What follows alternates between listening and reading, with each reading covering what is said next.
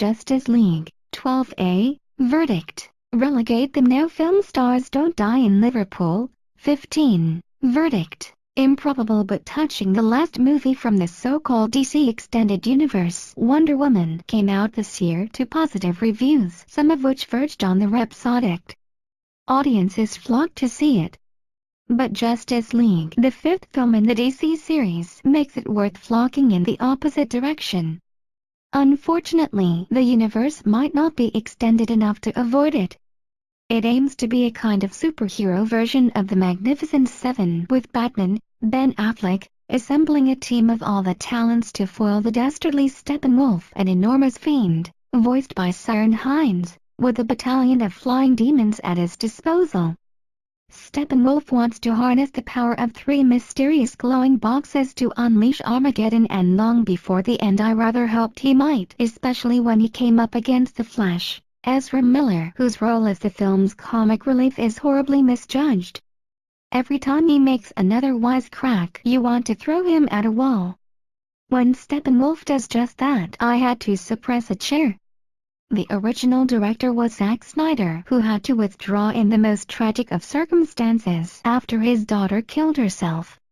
In stepped Joss Whedon, who is no slouch in the comic book genre, having written and directed 2015's Avengers, Age of Ultron for DC's deadly enemies over at Marvel. But whatever tinkering Whedon did, it was either too much or too little. Justice League is not just incoherent, it makes no attempt even to explain certain narrative threads. What does Steppenwolf make his base in a benighted town somewhere in the former Soviet Union, plainly based on Chernobyl? Your guess is as good as mine. Maybe Vladimir Putin interfered in the script writing process. The team of superheroes, meanwhile, is one player short of a tilted glory. It has Wonder Woman, Gal Gadot, who begins the movie by thwarting terrorists in London. And it has Aquaman, Jason Momoa, who zooms along under the 7 seas saving ships in distress like an all-powerful lifeboat in the guise of one man with loads of tattoos. With Cyborg, Ray Fisher, and the Flash also up for the fight, that makes a formidable unit. Yet they are nothing without Superman, Henry Cavill. But Superman is dead, having gone for a Burton, a bit like the film itself, in 2016 as Batman v Superman, Dawn of Justice.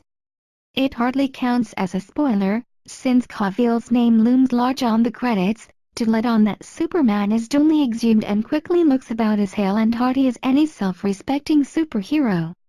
This makes something of a nonsense of everything that's gone before, like Bobby Ewing soaping himself back to life in the shower in the TV drama Dallas of Blessed Memory. Then Bobby's death turned out to have been a horrible dream.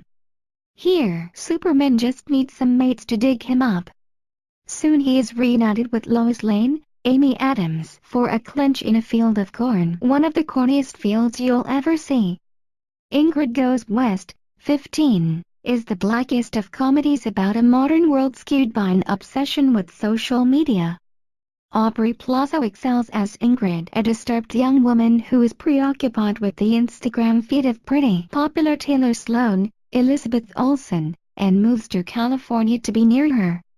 It's easy to find Taylor, as with so many people of her generation, practically her entire existence unfolds on social media. So Ingrid concocts a way to meet the object of her obsession in what is not simply a clever, often funny, always uncomfortable psychological thriller, a terrific debut feature by writer-director Matt Spicer, but also a devastating warning about the dangers of living life in constant thrall to your smartphone. If your children are the same age as mine, that is young adults, try to make sure they see it. Mudbound, 15. Is an excellent Netflix film set in Mississippi around World War II. Carey Mulligan again proves she is a wonderful, natural actress in the part of Laura, a farmer's wife caught in a tumultuous tale of racial bigotry, whose father-in-law, Jonathan Banks from Breaking Bad, is a member of the Ku Klux Klan. Jason Clarke is brilliant as her unstable husband. Ditto Garrett Hedlund as her brother-in-law, who returns from war emotionally bonded with another returning soldier. Jason Mitchell, similarly fine, who is the son of poor black sharecroppers. And so the film creaks unexcitingly to its conclusion, a scrap against Steppenwolf which unfolds like a giant game of rock, paper, scissors whose powers can trump Steppenwolf's. I mustn't give the game away, but you probably can guess. Incidentally, Justice League also features Jeremy Irons, who looks more world-weary than ever as Alfred, the butler to Batman's alter ego, Bruce Wayne. He has a great deal to be world-weary about. The script and the plot, for starters. Even the special effects look tired. Film Stars Don't Die in Liverpool is a very different proposition, an improbable but touching love story based on the real-life conjunction of 50s movie star Gloria Grahame and a much younger Liverpudlian actor Peter Turner. Annette Bening and Jamie Bell, pictured ab. They met in a London rooming house in the 70s when Grahame was on the West End stage and had a brief but intense romance before she died of cancer a few years later. By then, she'd bonded with Turner's parents, played by Kenneth Cranham, and that perennial faux scouser Julie Walters, and though she and Turner had split up by the time she died, she found her way to Liverpool where his family nursed her in their spare room. It was the era of the Toxteth riots and Alan Blaisdell's Boys from the Black Stuff, an even more unlikely time than now in Liverpool to find a fading Hollywood star at the top of the stairs. But director Paul McGuigan and screenwriter Matt Greenhill resist the culture clash comedy potential and focus squarely on the story's tenderness. The picture, inspired by Turner's own memoir, shares a producer and quite a few characteristics with the lovely 2011 film My Week with Marilyn. I didn't admire it quite as much. The device for stepping back and forth in time, the camera passing through an open door, feels a little twee. And Vanessa Redgrave and Frances Barber rather overplay their cameos as Graham's mother and sister. Nor did it ever really threaten my tear ducts. But, for all its sadness, it's still a charming film to lose yourself in. Bell in particular delivers a performance of tremendous sensitivity. Bening is wonderful too, of course, though in many ways hers is an easier role with more to grip onto. She makes Grahame, while no stranger to diva-like and even Baby Jane-ish behavior, entirely sympathetic. Coincidentally, when Bening asked director Stephen Frears how she should play her character in The Grifters years ago, he told her to watch everything Gloria Grahame had ever done.